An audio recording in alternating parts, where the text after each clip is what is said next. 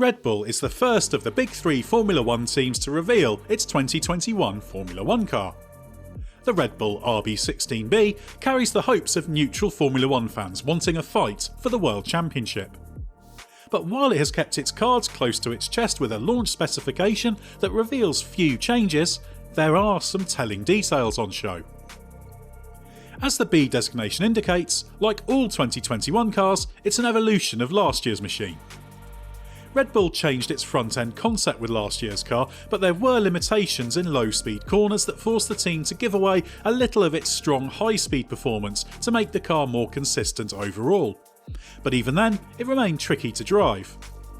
The RB16B is designed to eliminate those compromises and ensure it makes the most of the gains from its change of nose concept last year, and hopefully unlock the performance needed to fight or even beat Mercedes.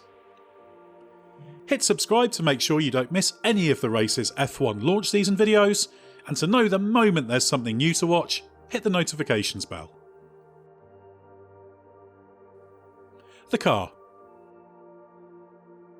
The front wing of the Red Bull RB16B looks very familiar, with the launch car featuring the wider mounting pylons that were used in the vast majority of races last year, although Verstappen did win the Abu Dhabi season finale using the version with narrower mountings that was trialled and occasionally raced earlier in the year, on a weekend when Alex Albon used the wider spec.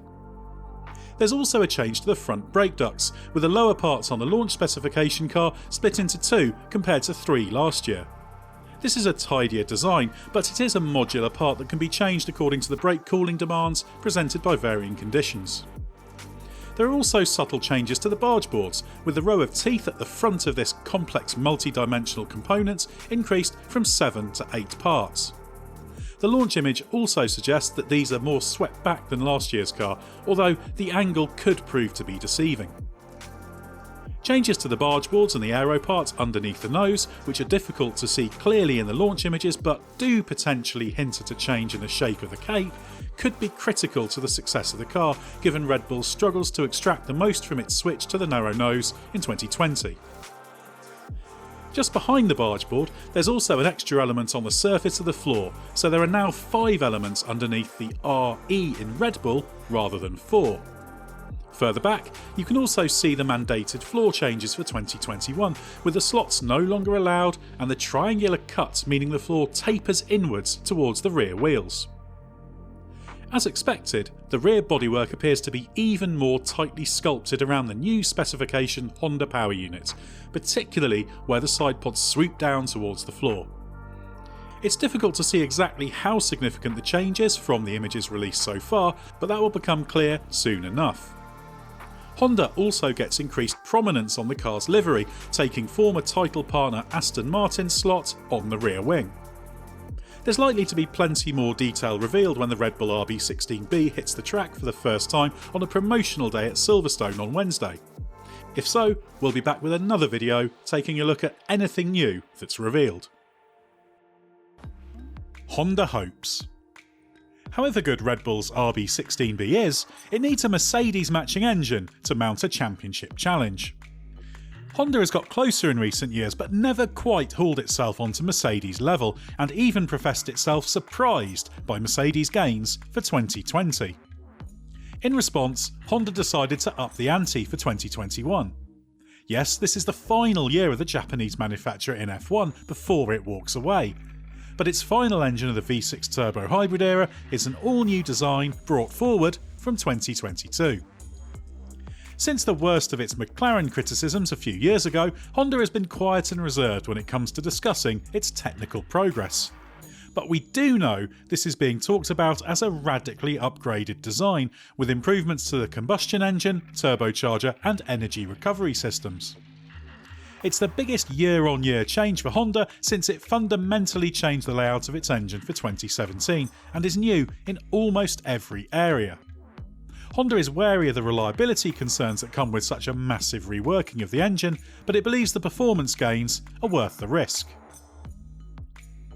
Ahead of pre-season testing, Honda says the numbers from the dyno match what it expected. The key question is whether that's enough to power Red Bull to a title, or if Mercedes will trump the Japanese company yet again. the need for a strong start. Red Bull has lagged behind Mercedes throughout the V6 turbo hybrid era, but in recent years the pattern has been for it to finish the season strongly after a shaky start. While the reasons for this vary from year to year, it's a worrying trend that Red Bull must overturn this year if it's to challenge for the title. Last year, correlation troubles and the time it took to get on top of problems caused by its change to a new front-end concept made things difficult at the beginning of the season, while in 2019 it was a disruption caused by the modified front wing rules. But given the significant carryover from last year, and the team's confidence that the changes it has made will overcome the compromises of the 2020 car, this is Red Bull's best chance for a flying start since its glory years. Red Bull's average deficit to the pace last season was almost identical to its disadvantage in 2019, but it did finish second in the championship for the first time since 2016 thanks to Ferrari's struggles. Dominating the final weekend of 2020 in Abu Dhabi gives reason for optimism, but we've seen Red Bull slide back after a strong finish too many times to be confident it really can create a fight for the championship. Let us know in the comments below if you think the Red Bull RB16B really does have what it takes to make a fight of it with Mercedes. And if you enjoyed this look at the new car, hit like and subscribe to follow all of our F1 launch coverage.